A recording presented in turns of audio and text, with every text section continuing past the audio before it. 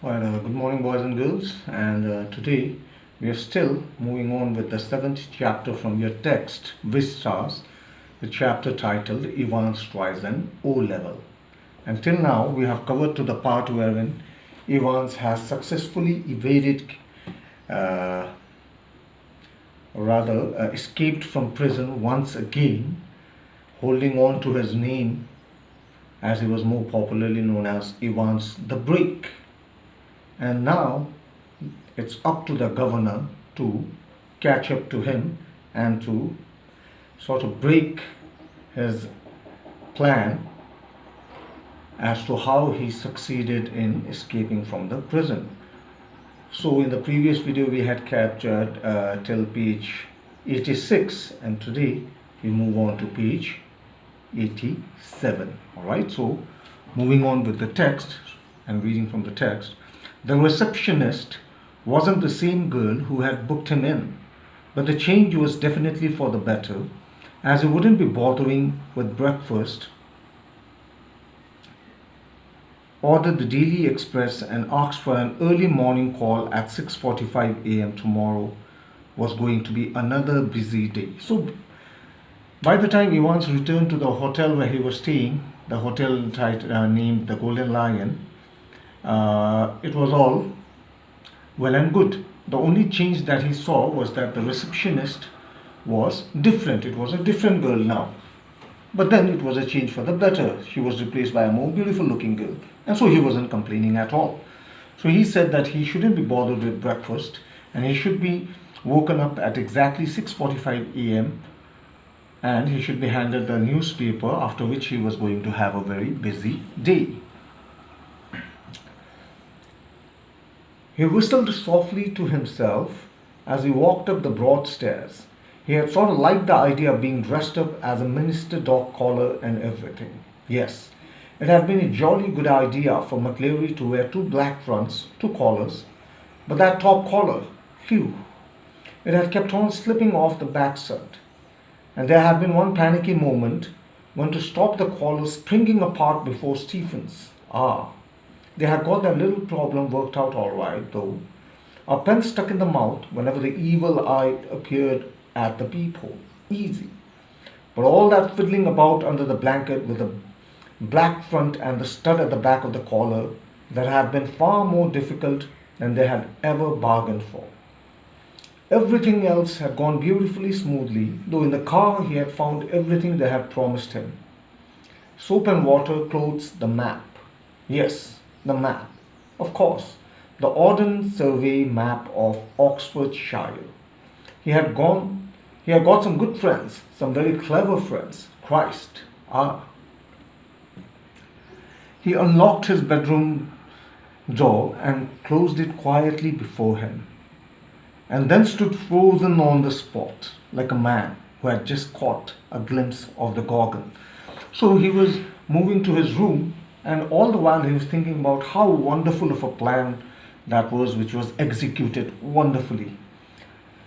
The reason how Evans was able to get the collar, the clerical dress, for which Stephens got a lot of back talk from the governor, was because it wasn't that the clerical dress was hidden in Evans's cell.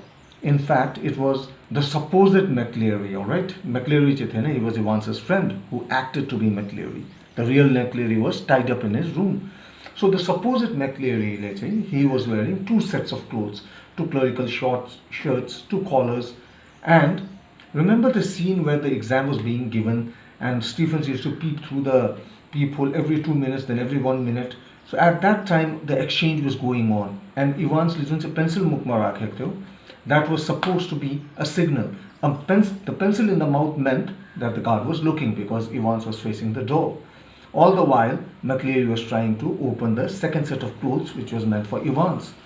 And when he had covered himself with the blanket, saying that he was feeling cold, he was actually changing clothes underneath the blanket. So he was very happy about all this. He thought that he had very clever friends. And then he finally reached the room. And as soon as he entered his hotel room, he stood frozen as if he had seen a monster.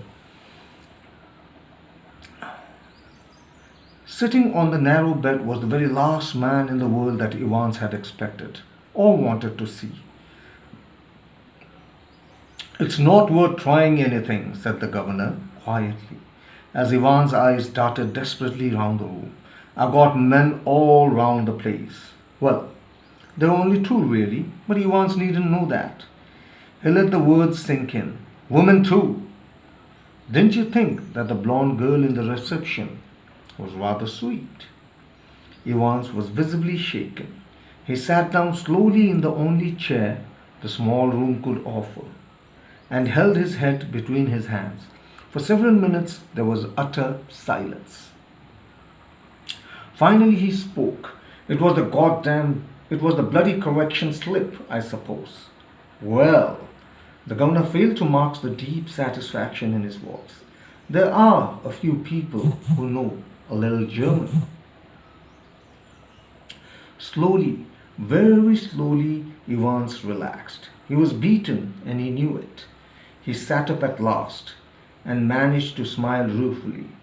"You know, it wasn't really a mistake, you see. We hadn't been able to fix up any hotel, but we could have worked that some other way. No. The real important thing was for the phone to ring just before the exam finished, to get everyone out of the way for a couple of minutes. So we had to know exactly when the exam started, didn't we? And, like a fool, I presented you with that little piece of information on a plate. Well, somebody did. So you see, sir, that correction slip killed two birds with a single stone, didn't it? The name of the hotel for me and the exact time the exam started for." The governor nodded. "It's a pretty common word." "Good job. It is pretty common, sir. I would have never have known where to come, would I? Nice name though, Zum Goldenen Lauen. How did you know which golden lion it was? There are hundreds of them." "Same as you, Evans. Index 313, Center 271. Remember, 6 figures. And if you take the ordnance map for Oxfordshire, you will find the 6-figure reference 313271 lands you bang in the middle of Chipping Norton." "Yeah, you were right, huh? We would hope you would run off to Newbury." "We did. Well, that's something, I suppose." "That question paper you want. Could you really understand all that German?" "I could hardly." "Nah, course I couldn't. I knew roughly what it was all about.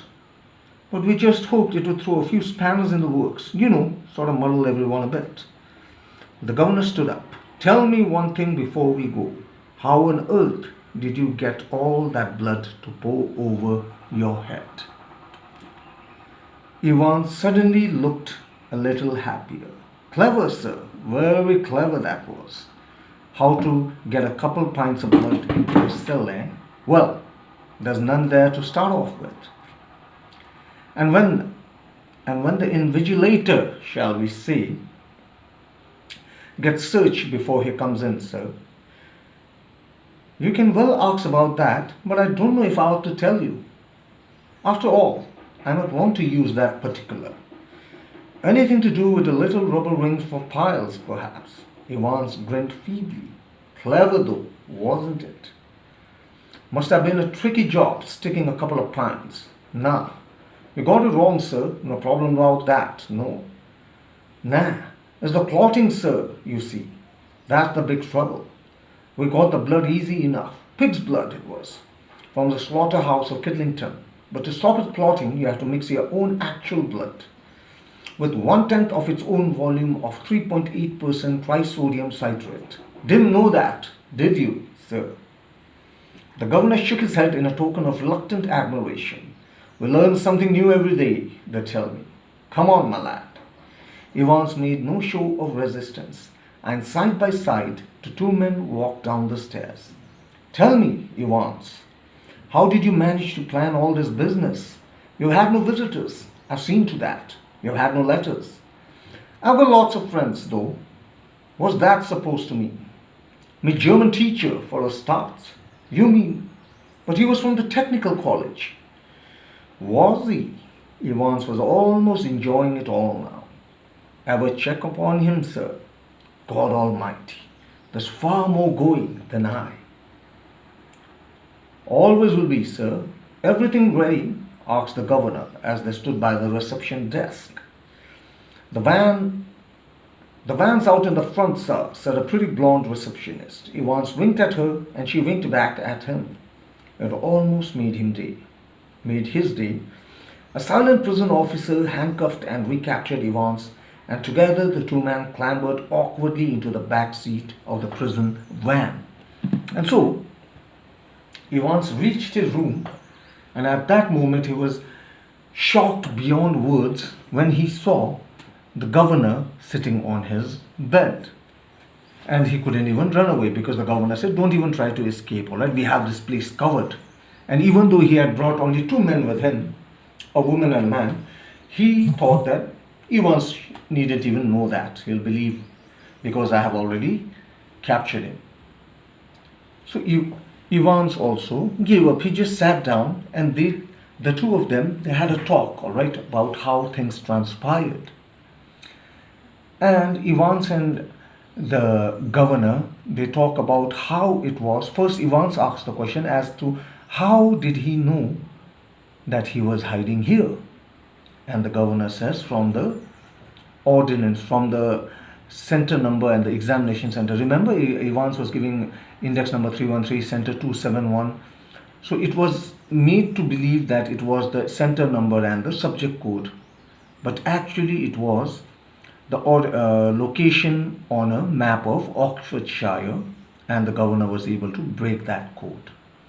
All right, and Evans was impressed at the governor because he thought that he wouldn't be able to figure it out. Other than that, now the governor's question was, how did Evans cover himself in blood? And at first Evans was reluctant. He said that maybe I shouldn't tell you that because I might use this trick again later on. But the governor already knew what was going on by then, and he said, well, does it have to do anything with a small rubber ring for piles? Remember, McLeary had a small rubber ring which he said was for his piles, for his hemorrhoids. It so happened that inside that rubber ring they had poured in pig's blood, all right? And though you know that blood from a dead animal, once it flows, it gets clotted, all right? It gets solidified. It forms a jelly-like substance. So Evans told the governor that the trick was to keep it in its liquid form. And how do you do that is you mix it with your own blood. And the governor was very impressed at that, even though he didn't want to admit it. But then he thought that it was very impressive of Evans to know or have that knowledge about how not to make your blood clot. Then they had a discussion as to how Evans was able to escape and whether Evans understood any of the German that was there in the test papers. And Evans says, I hardly knew anything, all right? I never learned any German. It was just a trick so that I could escape from prison. So your governor says, all right, now let's go. And Evans gets up without any fight. He goes down to the governor, and the blonde receptionist faces the governor, and she says that the van's up front, the prison van is already there. And Evans winks at her, and she winks back. And when she winks back, Evans is very happy. It almost made his day. And a silent prison officer came by, and they handcuff Evans. All right, so now Evans is to be transported to the prison once again. See you soon, Evans. It was almost as if the governor was saying farewell to an old friend after a cocktail party. Cheerio, sir. I was just wondering. I know your German's pretty good, sir. But do you know any more of these modern languages? Not very well. Why? Evans settled himself comfortably on the back seat and grinned happily. Nothing really. I just happened to notice that you have some O-level Italian classes coming up next September. That's all. So before he got into the prison van, he faced the governor and he said, sir, do you know any other foreign languages other than German? And the governor said, well, no. All right. But why do you want to know that? And Evans, with a very sly smile, or with a very cunning smile, he says, well, I did see one time that the prison was going to offer O-level Italian classes next September. So I was thinking of getting enrolled in that. So he gives a hint to the governor that he will try to escape the prison again by taking O-level Italian lessons, or maybe he's just making a mockery out of the governor and his sister, right? And now, towards the end, perhaps you won't be with us next September, Evans. James Roderick Evans appeared to ponder the governor's word deeply. No, perhaps I won't be, he said. The governor said, but don't worry, Evans, by next September, maybe you won't even be with us. You won't be in our prison. And Evans says, and Evans also thought for a while and he said, well, you may be right. I may not be with you guys. As the prison van turned right from Chipping Norton, now prison van is transporting Evans back to the prison. And hitherto silent prison officer unlocked the handcuff and leaned towards the driver. For Christ's sake, get a move on. It won't take him long to find out. Now suddenly the prison guard, who was silent all this while, he leaned forward, opened Evans's handcuff, and he leaned towards the driver and he said, hurry up. It won't take much time for them to know the truth. Now what is happening? Where do you suggest we make for? Asked the driver in a broad Scots accent. Now the driver suddenly spoke up and he said, where should we go to? Where should we go to? In a broad Scots accent. Remember where you heard this broad Scots accent before? Right, it was the supposed McLeary who had come to the prison to invigilate. He had a broad Scots accent. What about Newbury? Suggested Evans. So in the end, they were able to, or rather Evans was able to escape after he had a plan, and he had a standby plan which would come into effect if he got caught while he was executing the first plan. Now where did they get the prison van? Remember that while the examination is going on, he got a call from the magistrate asking for a prison van for a remand case. It was actually Evans's friend who was impersonating to be the magistrate and had asked for the prison van, which they now used to fool the governor into thinking that they were actual prison guards taking Evans back to the prison while he was escaping. And with that, Evans is finally able to escape once again, and not just once but twice, from the hands of the governor. And with that we come to the end of the chapter. And I know that this chapter is a bit confusing to say the least, because of a lot of twists and plots, change in plots taking place in between the story as well. So the coming video, which I'll be uploading on Monday, I will do the explanatory part. All right, I'll tell you from the very beginning as to how Evans had planned out the story. You know the story, I'll tell you the plan Evans had sorted out, how he executed it, who were the people involved in this, and how were they able to escape the governor's hand, not just once but twice. All right, for now I want you to read along as I will be reading in this video. I want you to read the text along with me, find the difficult words, underline it, find its meaning, all right, and try to take in the story. This is the 6th part. All right, for the same chapter I have added 6 parts. There are 6 parts to this chapter, including this one. So please do go through it all and go through the chapter once from start to finish. And come Monday, I'll be uploading the explanatory video as to how Evans was able to execute his plan. All right, till then, you take care and have a good day.